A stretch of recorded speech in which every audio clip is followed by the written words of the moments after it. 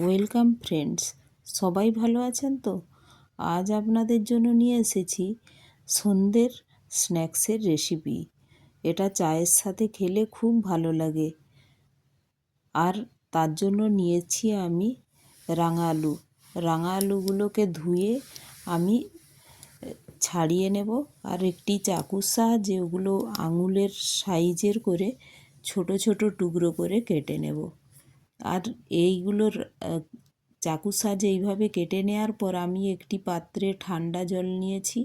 ওটা আগে থেকেই আমি একটু লবণ দিয়ে ফ্রিজের মধ্যে রেখে দিয়েছিলাম জলটা। তো ওই জলের মধ্যে দিলে রাঙালুর মধ্যে যে কষ থাকে ওই কষটাও একটু উঠে যায়। আর এই কালারটা এইভাবে স্ট্রং থাকে, কারণ এর কালারটা বাইরে রাখলে একটু কষ কষ এসে যায়, তো কালারটা অত ভালো থাকে না। তাই আমি লবণ জলে একটু ধুয়ে রেখে দিয়েছিলাম।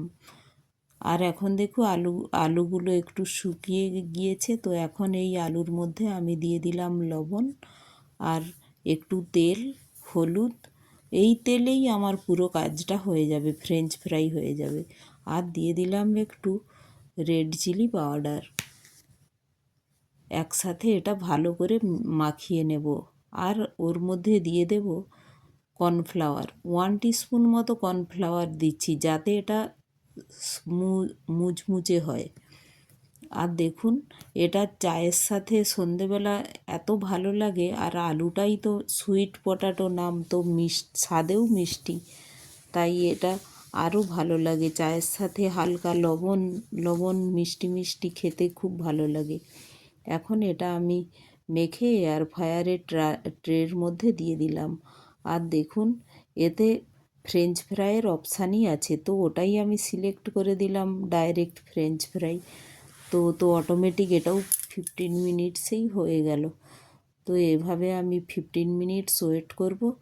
এখন এই ফাঁকে আমি এটা ডিপ করে খাওয়ার জন্য একটা সস বানিয়ে নেব। তার জন্য নিয়েছি একটা বাউল, আর ওর মধ্যে দিয়ে দেব মেয়োনিজ। 1 টিস্পুনই নিচ্ছি, কারণ একটুখানি জাস্ট বানাবো। তো আর দিয়ে দেব একটু টমেটো সস, আর দিলাম রেড চিলি সস। দিয়ে এটা ভালোভাবে ফেটে নেব। এইভাবে ফেটে নেওয়ার পর একসাথে মিশে নেব আর কি। তো এটা রেখে দিলাম। আর এই দিকে দেখুন, আমার ফ্রেঞ্চ ফ্রাইও রেডি হয়ে গিয়েছে। তো এখন এইখানে এসেছি, দেখুন কিভাবে ওই হয়ে গিয়েছে। তো এইভাবে এর ভেতরে হাওয়ার টেম্পারেচারেই এটা হয়ে যায়। তো আমার হয়ে গিয়েছে। তো এখন আমি ট্রেটা সমেত আমি বের করে নিচ্ছি। দেখুন অন অফ করে কতটা ক্রাঞ্চি হয়েছে, বুঝতে পেরেছেন? আমি এটা ট্রে থেকে নামিয়ে দেখাচ্ছি আপনাদের। একটা প্লেটে ওই যে সসটা বানিয়েছিলাম, ওই সসের সাথে এখন ফ্রেঞ্চ ফ্রাইটা আমি পরিবেশন করব। আর দেখুন, এটা বাচ্চাদের টিফিনেও আপনারা দিতে পারেন।